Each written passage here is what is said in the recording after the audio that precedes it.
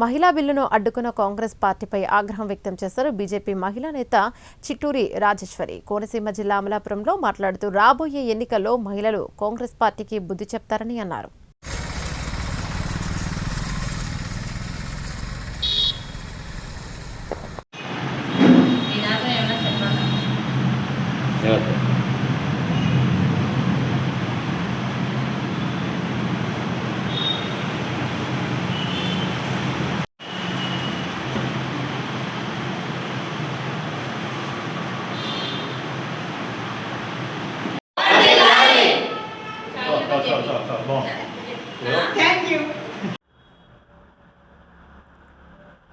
అందరికీ నమస్కారం. నా పేరు చిట్టూరి రాజేశ్వరి.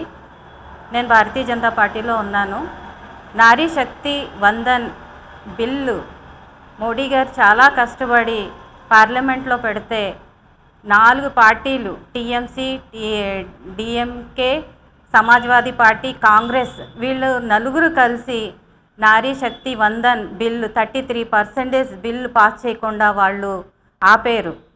ఎందుకంటే మహిళలు ఎదురు రాకుండా వాళ్ళు ఇంట్లోనే మగ్గిపోవాలన్నట్టుగా వాళ్ళు ప్రయత్నం చేశారు. కానీ మోదీ గారు చాలా కష్టపడ్డారు. ఈ 4 సంవత్సరాల నుంచి బిల్లు పాస్ చేయకుండా కాంగ్రెస్ వాళ్ళు ఏంటో వాళ్ళ కుటుంబమే రాజకీయంలోకి రావాలి, వాళ్ళ కుటుంబమే ఉండాలి. 70 years నుంచి వాళ్ళే పరిపాలించారు, కాంగ్రెసే పరిపాలించింది. కానీ కొన్ని కాలం నుంచే మా పార్టీ బీజేపీ పార్టీ వచ్చే కాడి నుంచి దేశం మారింది, ప్రజలు కూడా మారారు. ప్రజలు బీజేపీ వచ్చే తర్వాత మా పార్టీ చాలా అభివృద్ధి జరిపారు. అన్ని దేశాలు చాలా అభివృద్ధిగా జరిగింది. కానీ మన ఇండియాయే వెనకబడిపోయి ఉంది. ఎందుకు? కాంగ్రెస్ వల్ల.